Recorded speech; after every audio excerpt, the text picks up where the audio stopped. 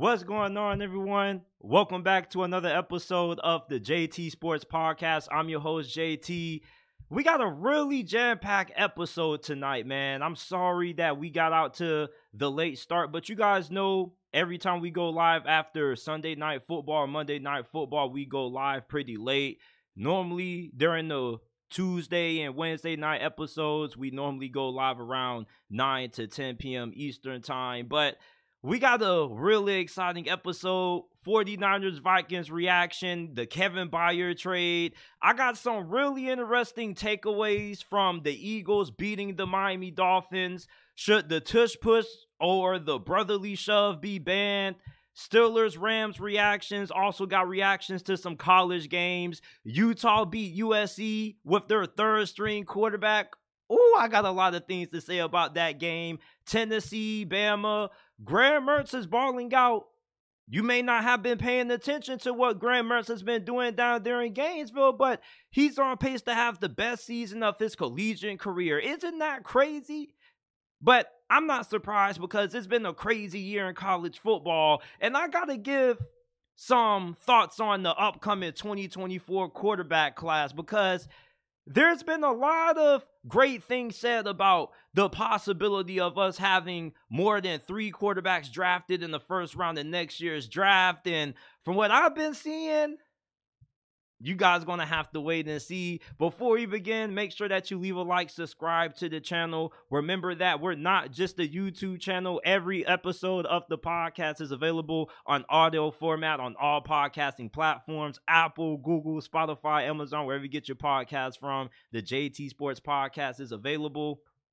If you enjoyed tonight's episode, go ahead and give us a 5-star review. Share the podcast with your friends, family members, and acquaintances. We will greatly appreciate it. Man, let's go, man. The 49ers got a stunning upset to the Minnesota Vikings tonight, 22-17. I'm going to be honest, I did not see this coming. I thought that the 49ers were going to have a bounce-back game, but Kirk Cousins and company, they had other plans for how they felt this game was going to go because Kirk Cousins balled out. I know he threw that interception really early into this game, but after that, this has to be one of the best primetime performances that I've ever seen Kirk Cousins have. And even though the stats may not blow you away with the touchdown-interception ratio, Kirk Cousins was really surprising me with how he was standing in the pocket, taking big hits, and still delivering dimes downfield. Kirk Cousins right now is playing like a top 5 quarterback in the league, and he's playing at an MVP level. The Minnesota Vikings offensive line hasn't been that good this season. They played a hell of a game tonight, and Kirk Cousins, he was really accurate despite the fact that there were multiple occasions where he had guys coming down on him. And if you watch the Netflix quarterback documentary series, it wouldn't surprise you because Kirk Cousins is a really tough quarterback. He may be the toughest quarterback in the league because some of the hits that he was taking really was kind of scaring me because I was like, is he going to get up after that? And then the fact that he's still able to deliver accurate passes with pressure in his face, I think Kirk Cousins needs to get a little bit more respect. I know in the past he hasn't showed up in big games, but if we're judging Kirk Cousins based on how he has played the last 2 seasons, I think that he's kind of playing the best football of his career. And I know that he has an upcoming contract negotiation with the Minnesota Vikings in the offseason. I do think that if the Vikings don't sign him, there's going to be a really big market for Kirk Cousins because Kirk Cousins is a good enough quarterback that he may not be able to win you a Super Bowl, but he can definitely get you close to winning one if you give him a good team around him. And the Minnesota Vikings haven't really done a great job at that. And there was a point during this game where Kirk Cousins didn't have TJ Hockenson or Jordan Addison. So Kirk Cousins, he had a really big performance against the 49ers in this win. Jordan Addison, their first-round pick out of USC, he was snapping in this game. And I got a classmate of mine who I told not to trade Jordan Addison away on his fantasy football team. He traded away Jordan Addison and some other players. I think it was Tyler Lockett for James Cook. And I was like, man, what are you doing, man? Justin Jefferson is going down with an injury. Guess who's going to be the number one? Jordan Addison. He had 123 receiving yards, 7 receptions, and 2 touchdowns. I was really shocked when he caught that 1 touchdown, when he basically stole the interception from Charvarius Ward. That was an incredible catch and an incredible play by him. And everybody on the sideline was giving him a lot of love, as they should. Jordan Addison looks like one of the best rookie wideouts from this past year's draft class. And we got a lot of them, so that's high praise, because this is probably going to go down as one of the best rookie wide receiver classes of all time. The 2023 draft class is absolutely stacked. Just to know how stacked it is, Puka Nacua was a mid-round pick, and he's been going off this season. So Jordan Addison has been incredible for the Minnesota Vikings this season. And the performance that he had in this game, I think definitely has to put a lot of people on notice that once Justin Jefferson comes back, Jordan Addison, if he continues to play at this level, the Minnesota Vikings most definitely can get themselves back into the race for the NFC North Division, because the Detroit Lions just lost to the Baltimore Ravens. They're 5-2 right now, and I don't think that the Vikings are going to win like 12 or 13 games, but I don't really see Detroit as an 11-win team. Maybe they can get to 12 wins, but I think that Minnesota does have a chance to catch the Detroit Lions by surprise, because you know what a lot of people overlook about the NFL? You see, so people early in the season are just so quick to make predictions, and they're just so quick to judge teams. And me, sometimes I can fall victim to that, but for the most part, I don't really start giving out analysis about how confident I feel in teams until around November, late in the month of November, around the holiday of Thanksgiving, because I think that after Thanksgiving is where we start to see the pretenders separate themselves from the contenders. And I don't think that the Vikings are a contender, but I definitely think that they are a playoff caliber football team. And even though they do have some limitations, I mean, their defense has played outstanding this season. Now, statistically, their defense may not rank the highest in terms of amongst the rest of the other great defenses in the NFL, but Brian Flores has proven to be a really good hire as the defensive coordinator for the Minnesota Vikings, because Ed Donatell, the previous defensive coordinator for Minnesota last year, his defenses were terrible. He was super conservative. He didn't really take a lot of chances, didn't really send a lot of blitzes. Well, Brian Flores, he puts the aggressiveness when it comes to the style of defense that he plays, because he was really getting after Brock Purdy and Kyle Shanahan's offense. And I've started to peep that the 49ers, they kind of struggle against aggressive defenses. Because think about it. When they lost to the Cleveland Browns last week, right? Who's Cleveland's defensive coordinator? Jim Schwartz. And what is Jim Schwartz known for? Being really aggressive. So anytime the 49ers go against a really aggressive defense that can really get after it, that isn't afraid to send the house, like people kept on talking about Minnesota zone blitzing, like nobody cares about them zone blitzing. They don't care if they get beat over the top. This is Brian Flores that we're talking about. I remember when Brian Flores was the head coach of the Miami Dolphins, and when they beat Lamar Jackson and the Baltimore Ravens on a Thursday night, and they blitzed Lamar Jackson nearly every play with the same blitz. Brett Coleman has a video about it. Go watch it. So if you think that Brian Flores cares about getting beat over the top here and there to his aggressiveness, you're crazy, man. Like, Brian Flores is one of those defensive coordinators that's just going to throw caution to the wind. He knows that the Minnesota Vikings pass rush doesn't have that much talent. So, of course, you're going to have to send additional pressure.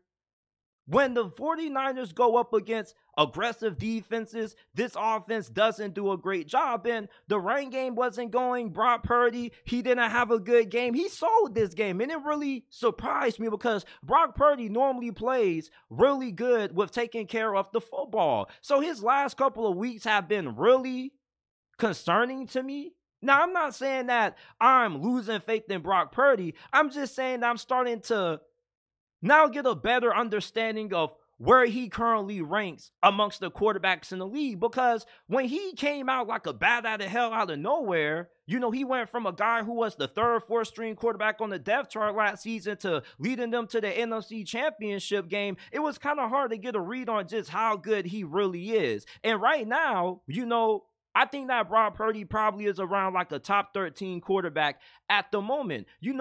Prior to the last 2 weeks, people were trying to say that he was a front runner over Christian McCaffrey for MVP. I was like, listen, I think Brock Purdy is a solid quarterback, and you can definitely win a Super Bowl with him, but I don't think he's like a top 5, top 10 quarterback. I don't think he's like an MVP caliber quarterback, at least right now. I think we need to hold on trying to anoint Brock Purdy as like the next Tom Brady. You feel me? He's a great story. And I believe in Brock Purdy, but I wasn't out here saying that he was an elite quarterback, anything like that. Even I had kind of modest expectations. And I think that people kind of need to start reevaluating Brock Purdy and where they rank him in. He's just so polarizing of a player, is that people either think that he's a fraud or people think that he's really good. And I don't really think that people give Brock Purdy reasonable analysis. I think that with Brock Purdy, the fact that he's had so much success so early, people either are quick to wait for him to fall off so they can be the first person to say, like, I told you he was a fraud, or you got people who are quick to say that he's the next great Tom Brady. When I just think that Brock Purdy was just a really lucky draft pick by the 49ers when they whiffed on Trey Lance. Now, when you look at how this game played out, defensively, their defense played as good as a game as what you would want them to. I mean, it's not like the Minnesota Vikings put up 30 points and they were moving the ball up and down the field. I mean, they did get beat on a couple of, spectacular plays. That Jordan Addison touchdown, I don't really think you can get too mad at that if you're a 49ers fan. That's just a great play. Like, 9 times out of 10, that play is an interception. If that play got replayed over and over again 10 times, I'm pretty sure that Jordan Addison wouldn't make that same play repeatedly. So that was just a really great play by Jordan Addison. Good awareness on his part. I still think that the 49ers are a really good team. It's just that when you're a team like Minnesota and you're kind of in desperation mode, you kind of need a little bit of luck to go your way. You're kind of going to need a couple of great plays and maybe a couple of calls to go your way. And that's what Minnesota kind of had in this game. Now, I'm not going to say that it was all luck because that would be disrespectful. They had a really good game plan. They got out to a pretty solid lead on the 49ers early. They were up 10-0 at one point, and the 49ers lost the turnover battle. They had 3 turnovers. The Vikings only had 1. And anytime you're a team that's a favorite, and you end up losing a turnover battle, a team like Minnesota, if they end up winning the game, is going to be because of that, because they were able to capitalize off your turnovers. And their best players just didn't step up in big moments. And Brock Purdy, it's funny how he went from being kind of viewed as the next great Tom Brady to now kind of looking like Jimmy Garoppolo. Be honest, bro. The last 2 weeks that we've seen Brock Purdy play, he's looked really similar to Jimmy Garoppolo. Jimmy Garoppolo, what was he notoriously known for doing late in games? Giving the ball away. And that's what Brock Purdy has been the last 2 weeks. Now, I'm not saying that I'm losing faith in Brock Purdy, but I just think that Brock Purdy is a top 13 quarterback. I think people are too quick to anoint him an elite quarterback. People are too quick to hop on the bandwagon trying to say he was an MVP candidate. I was like, hold up. But at the same time, like, I'm not one of those people that's been rooting for Brock Purdy to fail like a lot of people kind of seem like they have. Like, I don't get why people just can't evaluate players for what they are. Why does a player have to be a fraud? What about Brock Purdy was a fraud? Like, what the hell was you expecting out of the last pick of last year's draft? You feel me?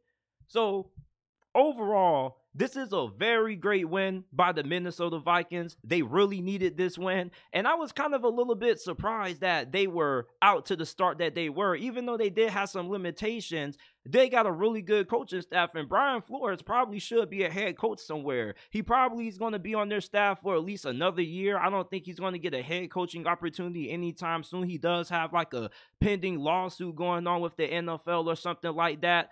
So I think he's going to be in Minnesota for the foreseeable future. And this is a defense that doesn't really have the most talent. When you're running a Brian Flores kind of defense, your cornerbacks have to be really good in man coverage. Now, their safeties and their DBs did make some really good plays in this game. Bynum had some really good moments, had a really big interception late in the game to seal it. And they do have a couple of other good players that I really like on the defense. But I think next year, when the Minnesota Vikings are able to get a little bit more room to spend and to upgrade the defense, Brian Flores' defense is really going to hit the next level. But for the 49ers, you lost your second straight game. You got to go back to your drawing board because the offense has kind of started to go a little bit cold. Brock Purdy, maybe he needs to start trying to get with Kyle Shanahan and trying to figure out some new things that works and trying to get back to the basics. But I just don't think that the Vikings just won this game because it was just purely luck. I do think that this was a fantastic game plan by Brian Flores, and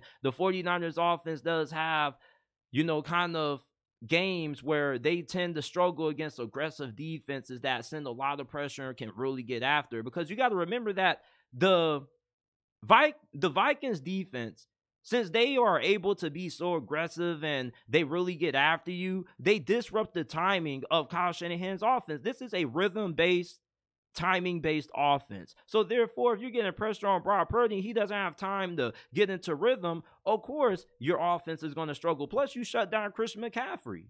So let me know your thoughts on the Minnesota Vikings 22-17 win over the San Francisco 49ers down in the comment section down below. Star safety Kevin Byard is on the move. The Tennessee Titans are trading him to the Philadelphia Eagles. What the Tennessee Titans are getting in return for Kevin Byard, they are getting safety Terrell Edmunds. You're getting a 5th and 6th round pick in the upcoming 2024 NFL draft. And the Philadelphia Eagles are getting some much needed help to a banged up secondary. Now, what does this mean for both of these teams moving forward? Well, when I look at Philadelphia, this is more of a short-term move. Kevin Byard, he's going to be an unrestricted free agent in 2025, and he's still playing at a pretty solid level. Now, he's not playing at an elite level, in my opinion, but I definitely think that he's going to prove to be a boost in that Eagles secondary, especially on the back end, which is kind of where the weakness of their defense has lied. And I like the fact that Harry Roseman is one of those GMs that gets on the aggressive end. He didn't really give up a lot of big draft compensation. He gave up a 5th and a 6th round pick. Now for Tennessee, I kind of think that they're now leaning towards a rebuild at this point. Even though Mike Vrabel, he is one of those coaches that he's still going to go out there and try to win. But at the same time, I think they realize that this team isn't really that good. Ryan Tannehill is injured. He's probably going to be out for a couple of weeks. So at this point, with Malik Willis and Will Levis as your two options at quarterback, you're probably not going to be able to win a lot of games. And at this point, you might as well try to go all in on maybe trying to get Drake May or Caleb Williams, even though I do think that Tennessee is still going to try to fight and they're still going to stay in games. I just think at this point, you do want to keep Derrick Henry because I don't think that Tennessee needs to go through a full rebuild. I do think that, you get Caleb Williams, you bring in a couple of upgrades at wide receiver, you improve the offensive line. You should be right back in playoff contention next season because your biggest problems are the offensive line and poor quarterback play. You got a great defense. That defense shouldn't be going anywhere anytime soon. So you really just need to add a playmaker at wide receiver, revamp that offensive line, get you a young, good quarterback in there, and you can be straight. Now, I don't know what getting 5th and 6th round selections are going to do for you. Maybe you can use that to trade up to get the number 1 overall pick or something like that. But I don't know. It just doesn't seem like Tennessee has a lot of draft capital or players on their roster that probably would warrant a high 1st round selection. So maybe this is just a move where maybe the two parties wanted to part ways because remember, early in the offseason, they asked Kevin Byard to take a pay cut reportedly, right? And Kevin Byard wasn't going for that shit. He was like, man, how dare y'all ask me to take a pay cut? So this kind of isn't really that big of a surprise. Maybe Kevin Byard just wanted to move on. Maybe he just wants to win a ring. Who knows? But the Philadelphia Eagles got a really good pickup. Their secondary has been banged up, and this is going to be a really good addition towards them trying to win and get back to the Super Bowl. Meanwhile, for the Tennessee Titans, maybe this is a sign that they're about to throw in the towel and they're about to start throwing things up like it's a clearance sign. You remember when Kmart was going out of business and they were like 50, 70% off on all our items? Maybe that's the direction that the Tennessee Titans are about to trend, but I don't know, I'm kind of thinking that maybe it just was a mutual parting of ways. They just wanted to get rid of each other. Who knows? But Mike Vrabel just doesn't seem like the head coach to me that just wants to throw in the towel and just is okay with losing. People forget last year, they went on the road and nearly beat Kansas City. They only lost by 3 points with Malik Willis. So Mike Vrabel was too good of a coach to really be trying to tank. Like, even if he wanted to tank, he still wouldn't be able to because he's just too damn good. He'll just pull off a couple of upsets. That's just what he does. The Philadelphia Eagles beat the Miami Dolphins Sunday night 31-17. And, I was telling you guys all week leading up to this game that the Dolphins were not the team that you think they are. They put 70 points on the Denver Broncos, and what did they do the week after? They lost 48-20 to the Buffalo Bills. And the Philadelphia Eagles, people were having questions about, is this team legit? Are they the same team that they were last year? Obviously, this isn't the same Philadelphia Eagles team that we saw in 2022 because the NFL is a forever evolving sport. You're never going to get the same team twice. Every team is going to be a different version of themselves. I just think that the expectations that we bestowed upon Philadelphia were so high. It's just that when you have insanely high expectations and people hold you to high expectations, even when you're playing better than the rest of the league, people can still kind of underrate you in this sense. And I think that with this win, the Philadelphia Eagles definitely showed that they still are one of the best teams in the NFL. Like a couple of weeks ago, people made it seem like the Philadelphia Eagles were like a 2-4 football team. Like, this was only a one-loss football team. Yeah, they lost to the New York Jets and they had an off game, but how many games are we going to see Jalen Hurts where he's off like how he was against the New York Jets? Sometimes you just have an off game, and they came out and they beat a pretty solid football team. But that's the thing with the Miami Dolphins. They're a really solid football team. I don't think they are a great football team like a lot of people are trying to make them out to be. And I get that they are dealing with some injuries, but here's my thing with injuries, right? If you're not going to talk about injuries when you're putting 70 points on the Denver Broncos, I don't want to hear about injuries when you're losing 48-20 to the Buffalo Bills and you're losing 31-17 to the Philadelphia Eagles, because this is the problem with the Miami Dolphins. In big games, they just don't play their best football. And this is just not a 2023 problem. This was a last year problem. Do you remember when they had that brutal road stretch and they lost to the 49ers, they lost to the LA Chargers, and although they beat the LA Chargers this year, the LA Chargers aren't a good football team. Anytime the Dolphins play a playoff caliber football team, they don't really have good performances. The Buffalo Bills blew them out 48-20 after they hung 70 on the Denver Broncos. And when you look at the Miami Dolphins schedules and the teams that they beat, the Giants, the Panthers, they haven't beaten a single team that has a winning, respectable record. And their schedule is only going to get a lot tougher, and you're going to have to play the Buffalo Bills again. And every team is dealing with injuries. Great teams that win Super Bowls have to be able to overcome injuries. Although Teron Armstead, it's not like he really should be dependent upon to stay healthy for a whole entire season. I mean, the dude has been known as being an injury-prone player, so therefore I don't understand why you wouldn't have a suitable backup. The Miami Dolphins offensive line has been an issue for like the last 4 to 5 years, so I don't get why we still continue to make excuses when it comes to injuries on the offensive line for the Miami Dolphins. They should have plenty of depth at that position. They've been drafting offensive linemen for the last 3-4 years prior to even Mike McDaniel getting there, man. Like, some of the guys that starting there was there when Brian Flores was there as the head coach. So I'm not really trying to hear the whole excuse thing about injuries. And then they want to complain about getting screwed by the refs, man. Like, listen, in the NFL, there's never going to be a perfectly called game. At the end of the day, if Tyreek Hill doesn't drop that wide open touchdown, that never leads to that face mask no call, because you would have had points on the board. You see, like, we got to stop trying to make excuses. Well, you're a Dolphins fan, so if you're a Dolphins fan, of course, you're going to try to make those kinds of excuses. But at the end of the day, the Dolphins just didn't execute in this game.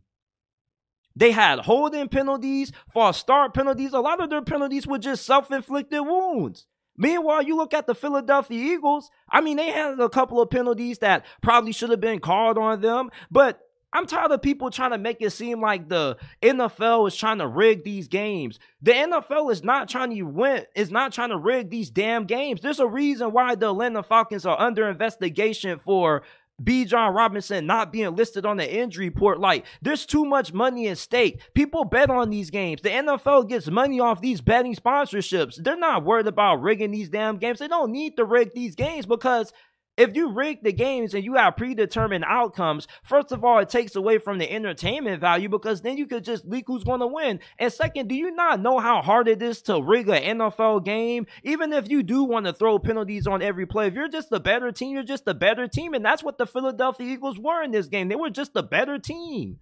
Like, people want to talk about banning the tush push, which we're going to get into that later. But be honest, let me ask you this. Do you want to ban the tush push because you're concerned about these players safe and health?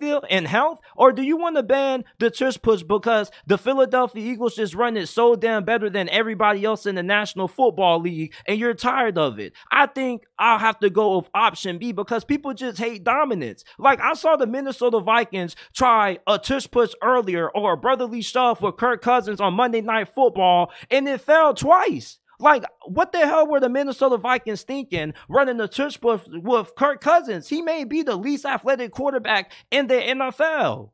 So when it comes to the Miami Dolphins and them getting screwed over, like, make all the excuses you want, but at the end of the day, ask yourself, what have the Dolphins done anytime they've been in big games? They haven't really played their best football. Even when they played the New England Patriots on Sunday Night Football, they didn't really beat them all that convincingly. The Dolphins just are one of those teams that performs the best when the lights are the brightest.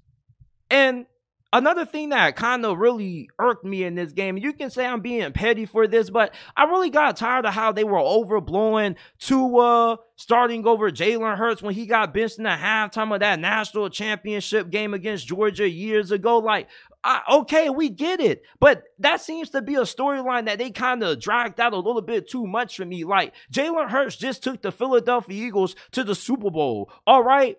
Obviously, Jalen Hurts right now is a better quarterback than Tua, and he showed it in this game. Like, regardless of who was healthy and who wasn't healthy, Tua Tagovailoa had a bad breaking interception when he was trying to throw a slot fade to Raheem Mostert. First of all, I don't even know why Mike McDaniel would even put Raheem Mostert in the slot. I don't really think he's known for being a really great pass-catching back, one of those backs that you just put out wide and he can make things happen. And second of all, like, there was too many defenders over there for Tua to be throwing that pass over there anyway when he had a wide open check down option. Like, Miami Dolphins fans get really defensive over Tua Tagovailoa. You can never give any constructive and real criticism when it comes to Tua Tagovailoa. It's so annoying. Like, they're one of those fan bases that are the most defensive over their quarterback. Tua's a good quarterback, but I don't think it's a hot take and it's hate to say that this dude just doesn't play all that great at big games.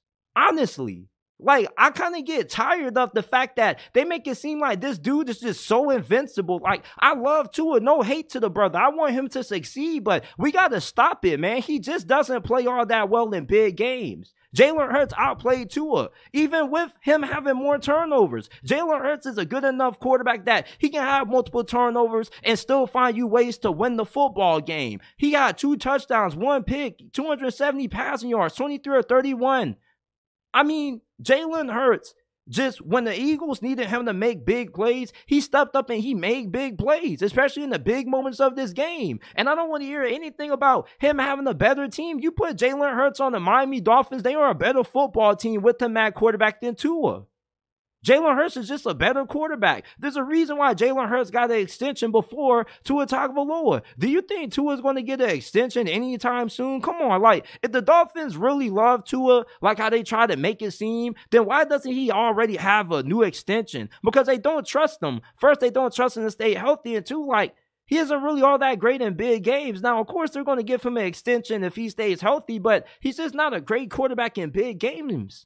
And he could eventually end up improving and end up proving us wrong. But to this moment, I'm not viewing the Dolphins as front runners to be Super Bowl contenders. Like, I respect them as contenders. I think they're dark horse contenders, but I don't think they're up there with teams like the Ravens and the Kansas City Chiefs or even the Buffalo Bills. Like, the Buffalo Bills humbled the Miami Dolphins when they beat them 48-20. And the Buffalo Bills, you know, even though they lost to the New England Patriots we still know how good of a team they are because they just are one of those teams that plays down the competition. Like, nobody should be tripping about the Miami Dolphins being compared to the Buffalo Bills because the Buffalo Bills and the Miami Dolphins are on two different levels. Like, the Buffalo Bills are not one of those teams that you should be judging based on what they do in the regular season. Like, who cares who the Buffalo Bills get upset by? It doesn't matter. Like, we know they're still going to be a playoff team. I judge Buffalo based on what they do in the postseason. You look at the Miami Dolphins, they haven't earned that.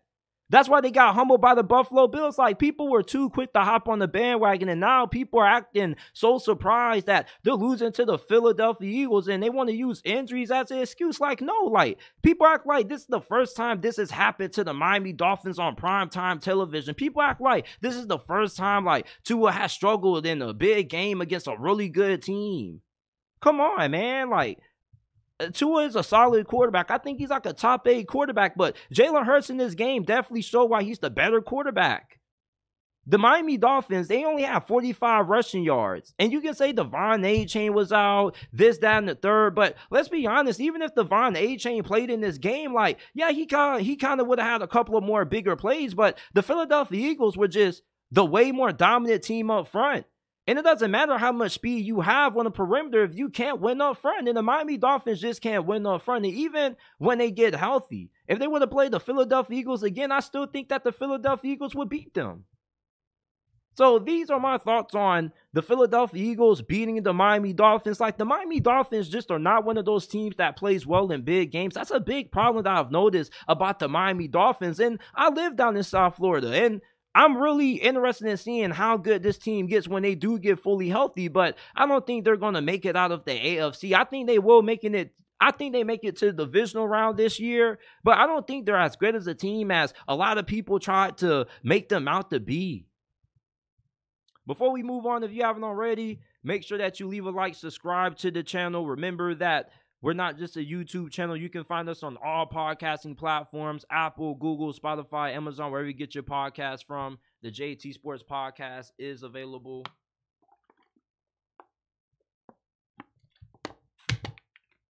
All right, so we got some more things to get into. I want to talk about the tush push.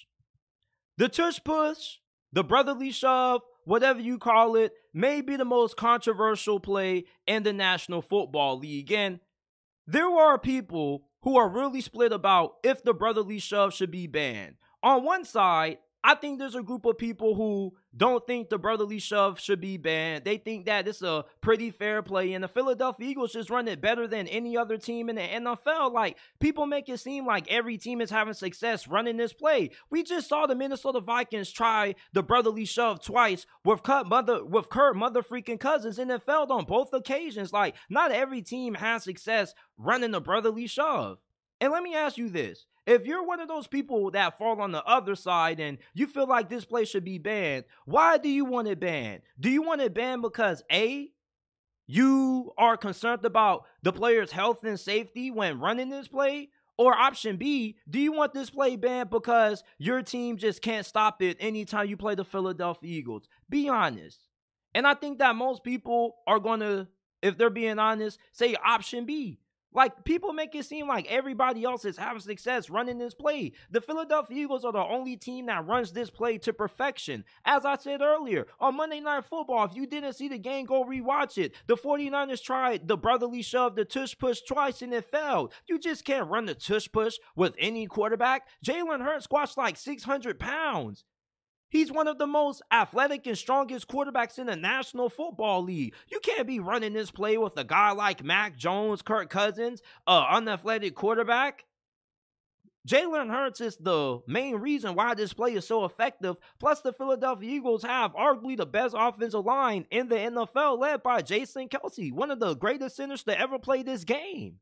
I don't think that the brotherly shove should be banned. I just think that the reason why many people are upset with this play is because the Philadelphia Eagles just run it to such perfection, and people just hate perfection. They hate things that work. They hate things that can't be stopped. If you got a problem with the tush push, find a way to stop it, or just try to find a way to run it as good as the Philadelphia Eagles. Now, I do think that this play does pose a health risk to these players, especially when you look at everything that's going on the bottom of these piles. Like, eventually, like, these defensive linemen are going to get even more aggressive. And we already saw earlier in that 49ers game a guy jump over the top of the pile. Like, what if somebody jumps over the top of the pile and lands wrong and breaks their damn neck?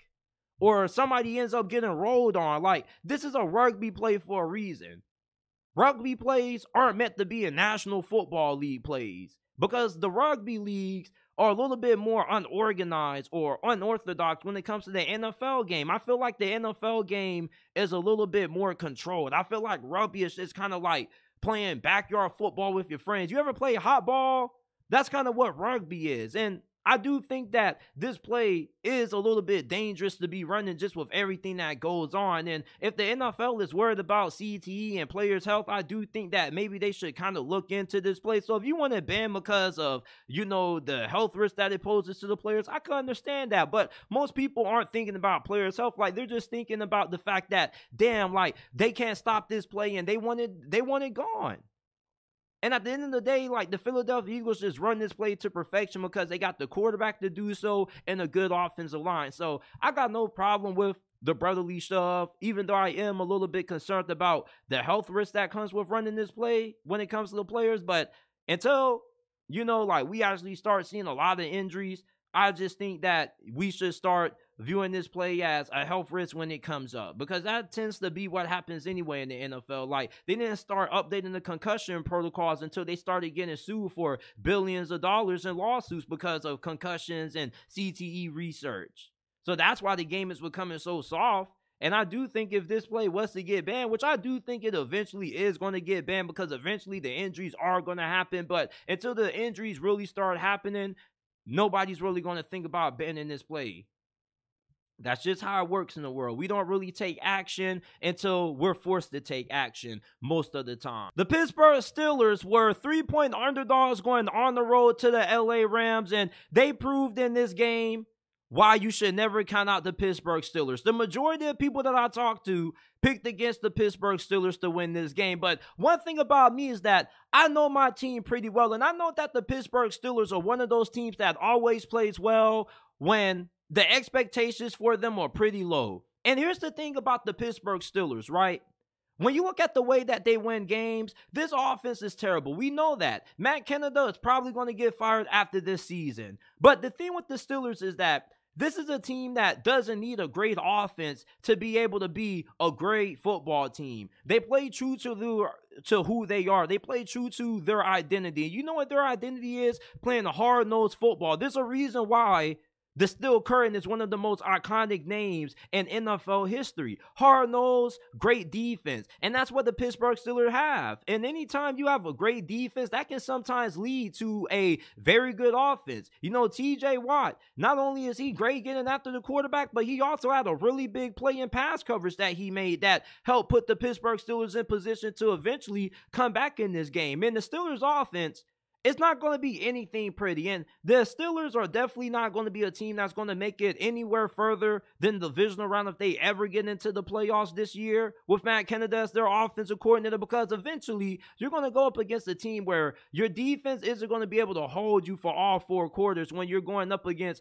a top-level offense like the Kansas City Chiefs or the Buffalo Bills. Even if they play the Ravens again, if they play the Ravens and the Ravens are playing at the same level that they did against the Detroit Lions, the Steelers would be in trouble. If the Steelers have to face a high-power offense and that team also has a very good defense, this offense isn't going to be enough to sustain them being able to make a deep playoff run of being able to beat some of the better teams in the league when they actually have capable offenses. You see, the thing with the LA Rams is that their offensive line isn't really all that great, and even though they do got some really good wide receivers, the Steelers' offensive line was really getting after Matthew Stafford. Now, Matthew Stafford did showcase some really good mobility in this game, but Alex Highsmith and TJ Watt and everybody else on that Pittsburgh Steelers defensive front were really getting after him. And the scariest thing is that the Steelers don't even have Cam Hayward. Imagine if they would have had Cam Hayward with the way that this defensive line is playing right now. There's just so much talent and depth on this defensive line. This is one of the top 3 best defensive lines in the NFL.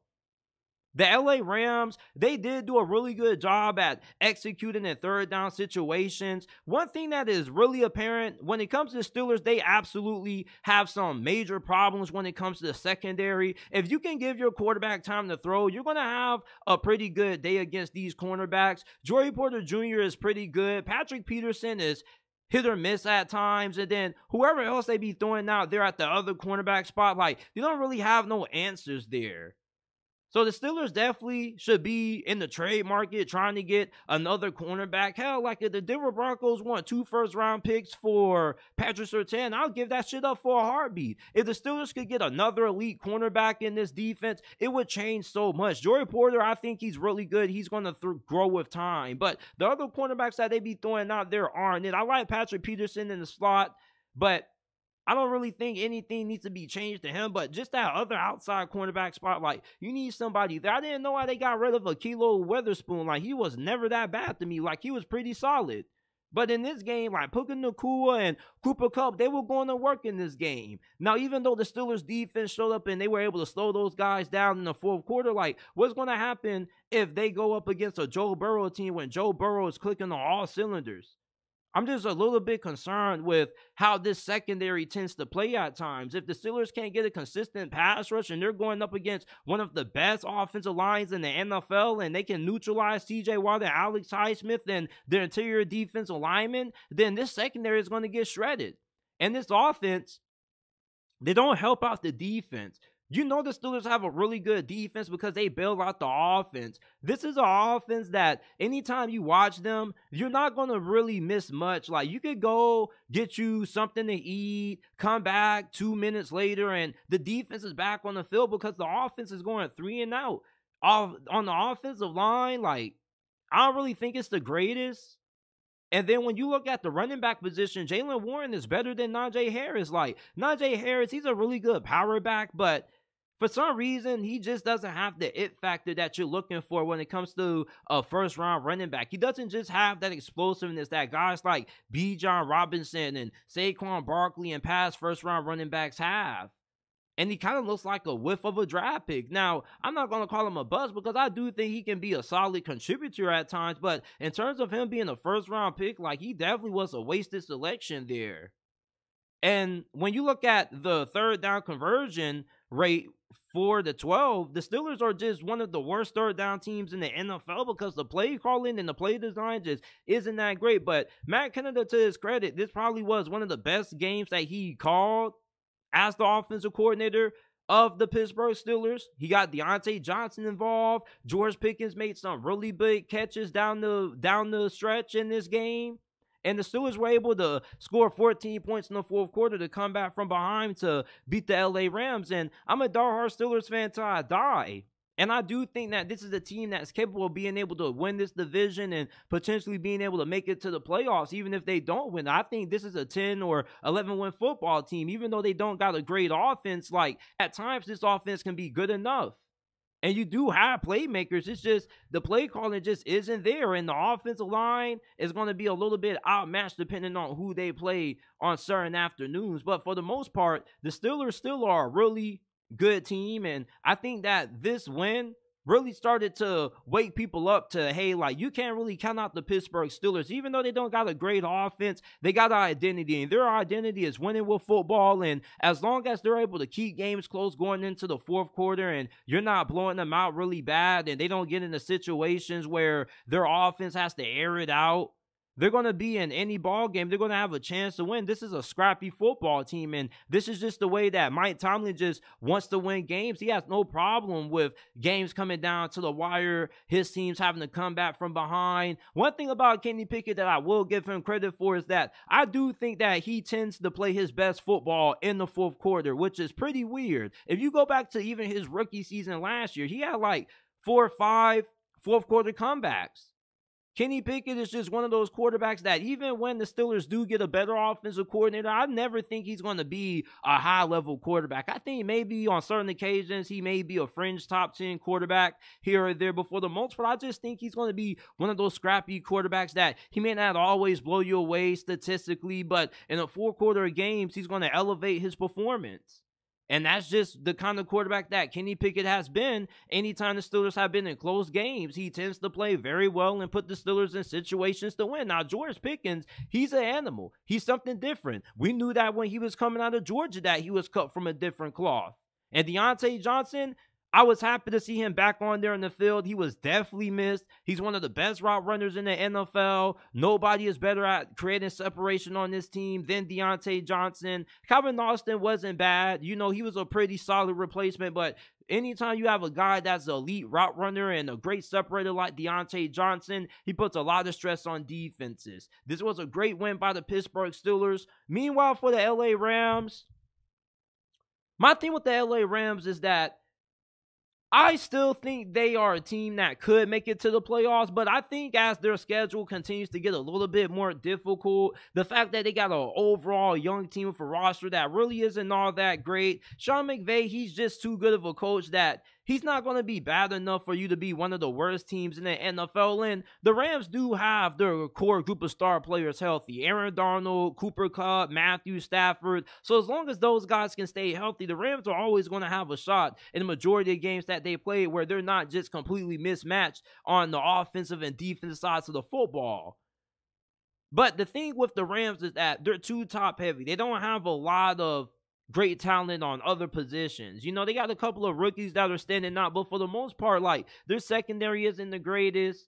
You know, this is just kind of a team that Sean McVay kind of was able to put together, and he was able to find a couple of gems here and there in the draft, such as Puka Nacua, and he's able to make some things shake. Because all Sean McVay needs is a really good offense. The defense with Aaron Donald is going to be good enough. But in games like this, when you're going up against a really good defense, you know, the Rams kind of are going to need that offense to have to step it up because they definitely could have won this game. And you definitely understand why the majority of people picked the Rams to pull off this win against Pittsburgh, because this is just an offensive kind of league now with the direction that the NFL has headed. So anytime you have a team that's kind of known for defense and they don't really got a great offense, it kind of turns a lot of people off. But at the end of the day, there's a reason why they still have the saying defense wins championships. And sometimes a great offense can be kind of helped by a great defense, or a great defense can lead to a great offense, or sometimes a great defense just is a great offense. I think that's how they say it. But the Steelers beat the Rams 24-17. Comment your thoughts about this game in the comment section down below. Utah beat USC with their third string quarterback.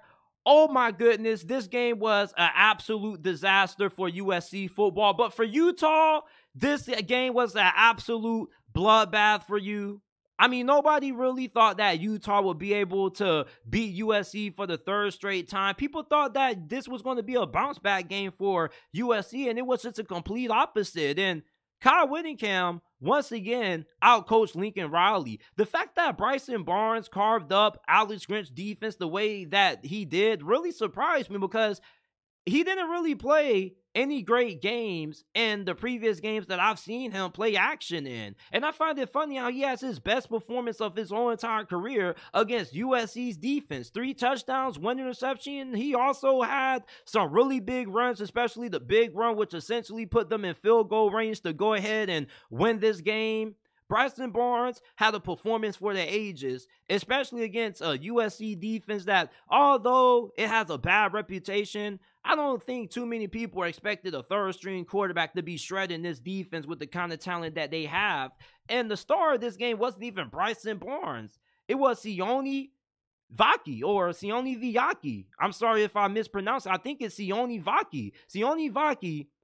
The USC defense had no answers for how to stop this dude in the passing game. He was Utah's leading wide receiver, or leading receiver. He had 149 receiving yards, 5 receptions, and 2 total touchdowns. It just seems like anytime this dude went out for a route, USC just refused to cover him. And there were also miscommunications on the defense. There were missed tackles. Like, where has this guy been all season? Like, they should have been unleashed this dude. Utah, they're just one of those teams that they just have unlimited skill at running back. It's just like anytime one guy goes down, they got another dude stepping up. Like, they got Jaquindon Jackson, they had Micah Bernard last year, Tavian Thomas. Utah just has a really good knack for finding talent at the running back position. And Sione Vaki, is another good find by Utah at that position. I don't know what the hell they look at when it comes to evaluating running backs in the transfer portal and how to high school, but they got the winning recipe because these running backs could not be stopped against this USC defense. And I know USC's defense is terrible and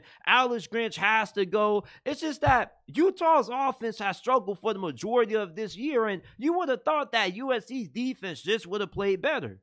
But to their credit, they were the more physical football team than Utah in this game. And that tends to just be, the definition of why Lincoln Riley kind of starting to get a lot of criticism, because his teams aren't really all that tough physically. His teams tend to be a little bit more finesse. Like, even look at his receivers. He doesn't really have any big bodies out there outside of Brendan Rice. His teams just tend to be a little bit more finesse-oriented, like how those old-school Big 12 offenses used to be. And anytime you get matched up against a physical football team like Utah, like, they're going to come straight at you. And if you're not built up front and you're not ready for the physicality that Utah plays with, they're going to knock your damn chin strap off. And that's what happened to Utah when it came to getting their third straight win over USC. They were the more physical football team, and they kind of were giving it to Utah. Well, they were giving it to USC, and I remember when Utah gave it to Mario Cristobal before he departed for Miami twice. It's just Utah's just one of those teams that they're a really scrappy football team. They may not be as talented as what USC is when it comes to stars ranking, but when it comes to player development, they're one of the best programs in the country. And that's why you can't judge every team by the amount of 5- and 4-star players that they have on their team, because certain teams are just really good at recruiting 3- 4-star guys. And then they can develop those guys into pretty good players. And that's what Utah does a really good job at. And they also did a really good job at getting after Caleb Williams. And for the people that are trying to put this loss on Caleb Williams, I don't think Caleb Williams deserves a lot of blame for USC losing this game. Now, was this his greatest performance? Like, no, it wasn't. He definitely has played better. But at the same time, Utah does have one of the best defenses in the whole entire Pac-12. If not, they probably do have the best defense in this conference. And they have one of the best defenses in all of college football. And when they went up against Notre Dame, Notre Dame's defense has been pretty good this season also. So I don't find it crazy that Caleb Williams isn't really having these kind of crazy performances that he had last year, because the team that he has around him isn't as good as what he had last season. The offensive line doesn't really do a good job at giving him a lot of time to throw the football, albeit he does tend to hold on to the football a little bit long. I think that's more so him trying to find the big play. I do think that he's more than capable of being able to get the ball out fast. It's just that he knows that the defense isn't good, and he knows that the team around him really isn't all that great. So maybe he just has a little bit of superhero syndrome when he just tries to do a little bit too much. But he put this team in position to win this game. He gave them the lead with his rushing touchdown late, which puts them up. You can't blame Caleb Williams for this loss. Was Caleb Williams out there calling the plays on defense? No, he wasn't. It was Alex Grinch. Was Caleb Williams out there missing tackles on defense? No, he wasn't. He wasn't the person who allowed Bryson Barnes to put Utah in field goal range and to go ahead and get the game-winning field goal. I think that Caleb Williams played good enough for USC to win this football game. They just don't play complimentary football. They're all offense, no defense. Lincoln Riley doesn't give a damn about defense like that. He got this same problem at Oklahoma.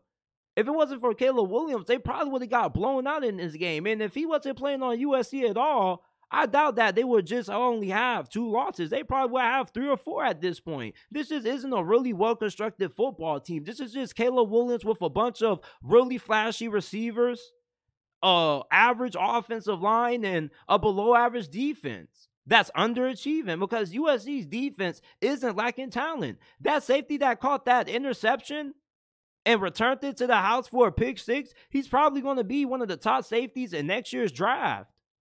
But they just don't really utilize their personnel all that bad. And I don't know what Alex Grinch has on Lincoln Riley, what dirt he has on him, and why Lincoln Riley doesn't part ways with him. But it's just really weird that he brought this dude with him from Oklahoma to USC. And the defense is still having the same problems. I just think that Lincoln Riley just doesn't give a F and a hoots and hollers about playing great defense. He just feels like F it. Like, I got a great quarterback. I got wide receivers. Like, we can just outscore you. But the problem with that is what's going to happen when you get faced off against physical football teams like Utah that can really beat you up. USC got beat up in this game.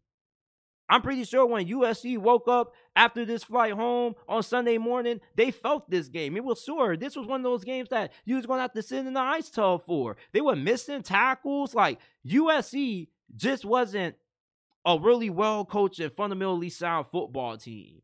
And they haven't looked like that for the better half of this season.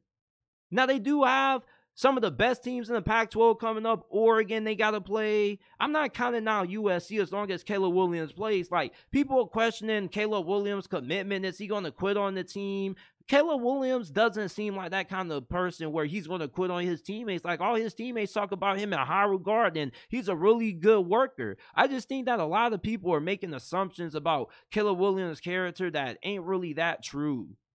But Utah, they stunned USC 34-32. Kyle Whittingham gets his third straight win over Lincoln Riley and the Trojans. Alabama survived Tennessee. They beat the Vols 34-20. You know what? The way that this game started in the first half, it looked like Tennessee was about to blow out Alabama. And then I was really surprised at how hot of a start Tennessee's offense got out to. Like, Joe Milton had his best performance all season. He was throwing some really nice passes. He threw a dot to Squirrel White really early into this game. He also had a 6-yard touchdown right before halftime. And then in the second half, I don't know what the hell happened to Tennessee's offense. They just completely fell apart, and Alabama's defense was like a boa constrictor. And I think that Alabama has the most talented defense in all of college football. Now, their defense does have some flaws. They can give up some big plays over the top in the secondary, but for the most part, when you look at their defensive line and their linebackers, they can really get after you. They got some damn cyborgs on that side of the football, like Dallas Turner. Oh my goodness, have you seen him? He looks like the Incredible Hulk, but in football form. This dude is shredded.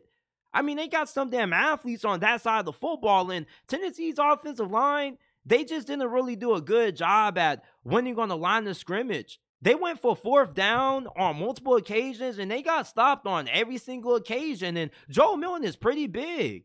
He's like 6'5", 230-something, 240-something pounds. And Alabama was stopping him every single time. And Joe Milton did a really good job of running with the football. They definitely used him more in the run game than what they have done in the past. But it still wasn't really enough. Like, Alabama just was more physical than Tennessee in this game. And Tennessee is a pretty physical football team themselves based on how they played this year. But the fact that Alabama was able to get after Joe Milton in the second half was the big story in this game. And Jalen Milroe, I think that, you know, he's a better quarterback than what I initially thought he would be. Like, I thought that after that Texas game that, yeah, he probably would have played a little bit better, but he played a pretty good game. And the thing with Jalen Milroe is just, you want more consistency out of him as a passer. You can know what he can do on the ground with his legs. He's super dynamic in the run game, but when it comes to passing, he can be really hot and cold in certain moments of the game. Now, he does throw a really good football, and Jermaine Burton is starting to emerge. They also got another wide receiver who's starting to emerge as well. His name kind of slipped my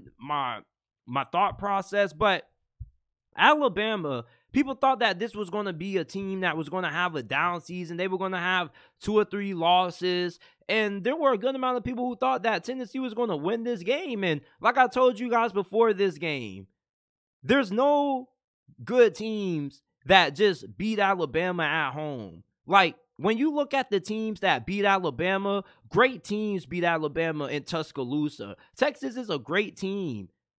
LSU, the year they won the national championship in 2019 with Joe Burrow at the helm at quarterback, they were a great team. Like, Tennessee is a good team, but they're not a great team. And you just don't beat Alabama in Tuscaloosa not being a great team. Like, eventually, I felt like Alabama was going to be able to kick it into high gear, and they did. Now, I'm surprised that their offense had this kind of performance, but they were assisted out by the defense. But this offense did play a pretty good game. But for the most part, you know, people need to stop overlooking how good of a team Alabama is. Like, this isn't the same Alabama that we're accustomed to seeing in the past. This isn't an Alabama team that just is going to blow you out. Like, some of their games are going to be close.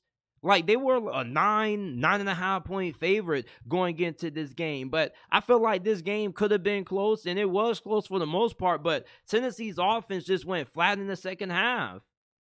Alabama, yeah, the way they win may not be super impressive, but their defense is really good, and this offense does have moments where they can get big plays downfield. It's not like this is an offense that's just ineffective at all. It's just you would like for them to be more efficient at times, but it kind of looks like this offense is starting to find their rhythm. They got a couple of receivers that are now starting to emerge. The offensive line still hasn't really played that great. Like, they gave up a good amount of sacks in this game, but the thing with Alabama is that when you got Jalen Milroe's athleticism to lean on, it's really hard for your offense just to get completely shut down, because I don't think there's too many defenses that have the kind of athleticism to be able to slow a guy down like Jalen Milroe when he decides to tuck and run.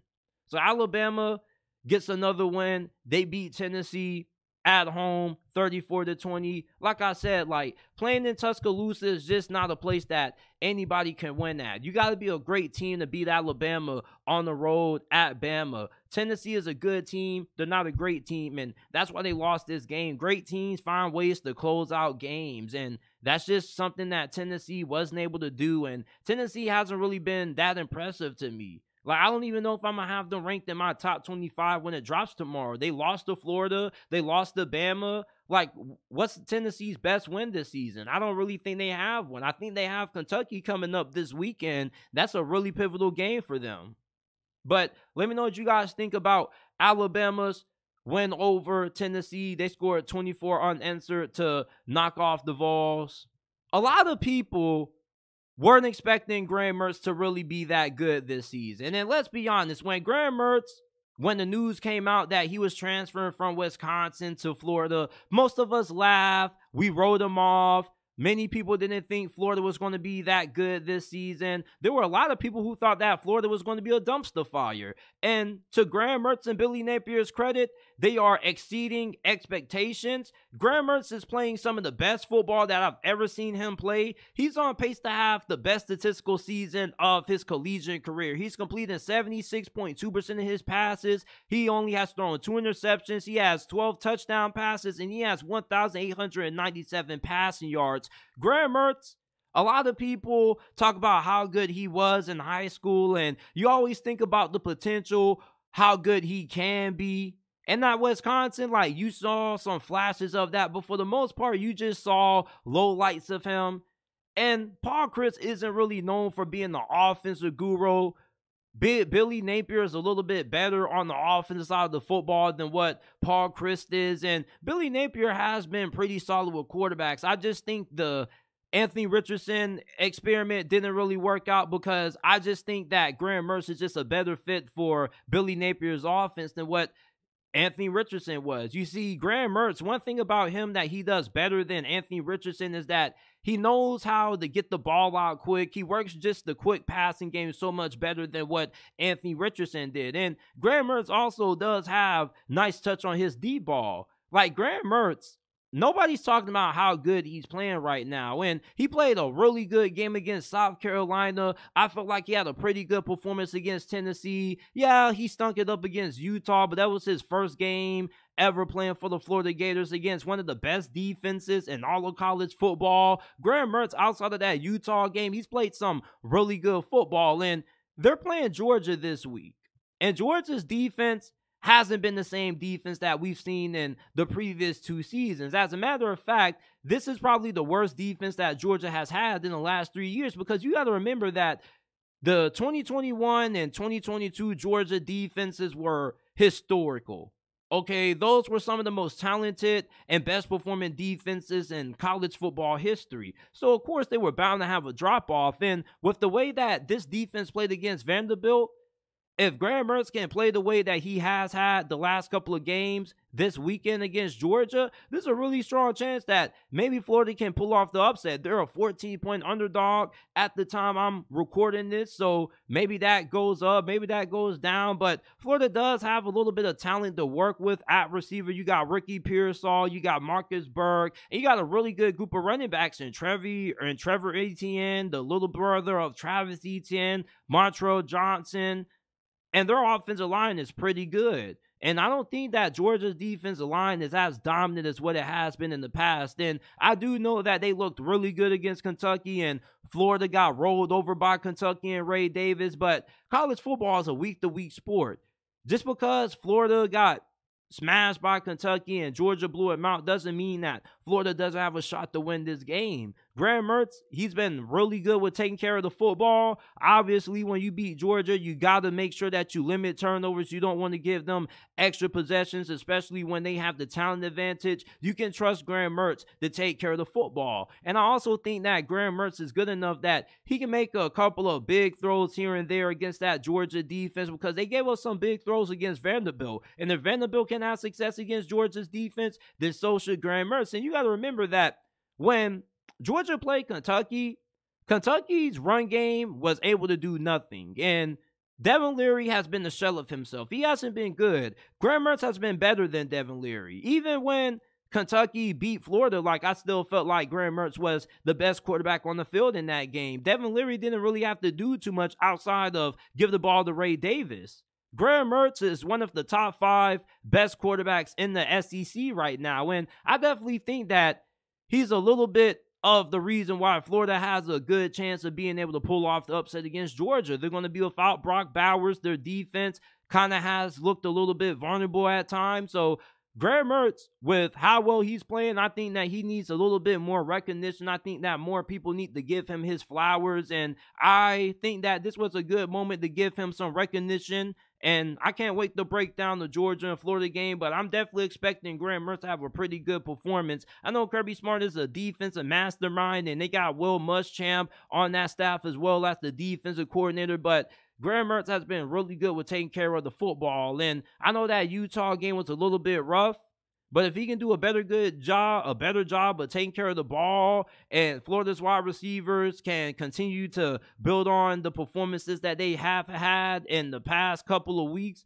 I think that they got a really good shot at being able to pull off the upset with Graham Mertz at quarterback. You know, there was a lot of excitement about the upcoming 2024 quarterback class, but you know, after watching a good amount of these guys play up to this point of the college football season, I think that this quarterback class is getting really overhyped.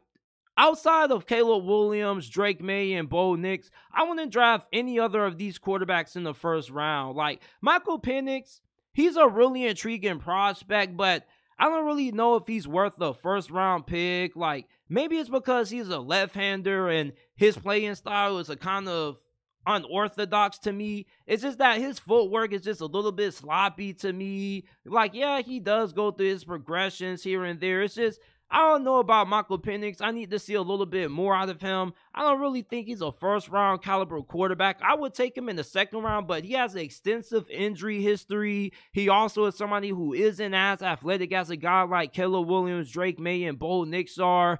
And even though the potential is a little bit high because he does have a really strong arm, he probably has the second strongest arm in college football behind Joe Milton, I just don't really know about him being the first-round prospect. J.J. McCarthy, I think he is insanely overhyped.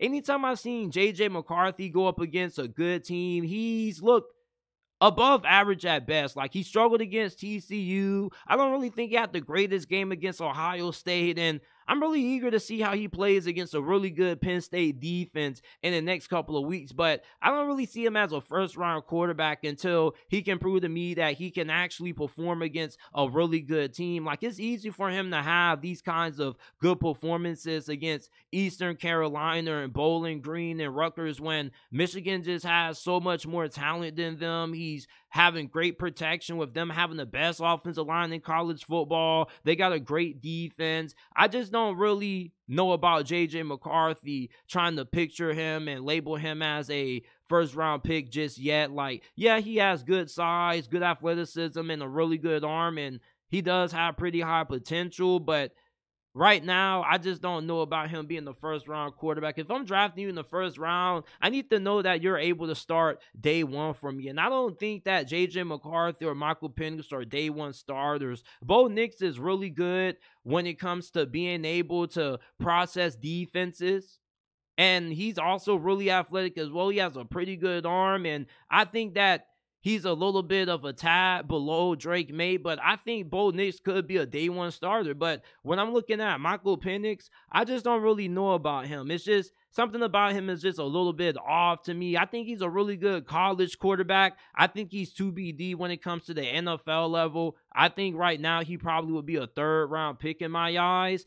Quinn Ewers, I think he just needs to go back for another year. He's just too inconsistent for me. His game against Oklahoma wasn't really impressive. He had a pretty good game against Alabama, but I haven't really seen him take over as just this superstar, transcendent future franchise caliber quarterback. Like, yeah, if he was to declare for next year's draft, he probably would be a day 2 pick. He'll probably go in the second round, but he's just too streaky for me. I would like to see him go back for another year and just look more consistent. Plus, he has struggled to stay healthy. He has missed a couple of games due to injury. Like, he just got injured again. He's going to be out for like 4 weeks.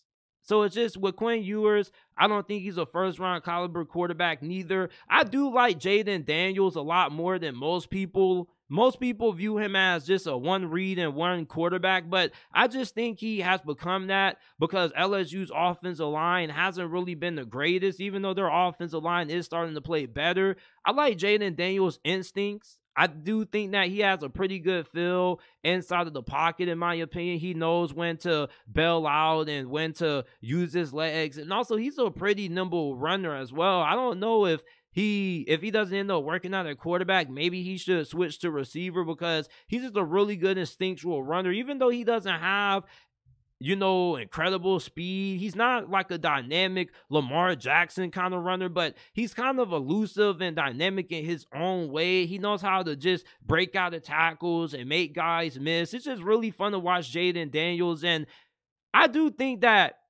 he does have a pretty solid arm. He doesn't have the greatest arm, but he has enough arm strength that he can make the necessary throws in the NFL. I do think that he has pretty good accuracy. Like, yeah, he can get locked on to one receiver at times, but you can work on that with Jaden Daniels. But I wouldn't take him in the first round neither, but I kind of do like him a little bit more than I do like a guy like J.J. McCarthy. Jordan Travis, I don't really think he's a NFL caliber quarterback. Like, I think if he does end up getting drafted, it'll probably be day 3 around round 6, round 7. Like, I'm just not the biggest Jordan Travis fan, even though he has made large steps in improvement every single year that he's been at Florida State. But overall, when I'm looking at the 2024 quarterback class right now, I think that this class is being severely overhyped. Going into this college football season, people made it seem like we potentially could see 5 quarterbacks drafted in the first round, and right now I only see 3. Like, we know Caleb Williams is a generational quarterback prospect. I think Drake May is kind of a little bit up there, but both Caleb and Drake May are having their ups and downs right now. They're having their rough patches. Drake May just threw the game-losing interception against Virginia, and UNC's upset loss to them. Caleb Williams and USC have lost to Notre Dame, and they've lost to Utah. They haven't really looked great against great defenses, and Quinn Ewers is just super streaky. Bo Nix, I like him. I think that he is a first-round caliber quarterback. It's crazy how better of a quarterback he's looked ever since he transferred from Auburn to Oregon.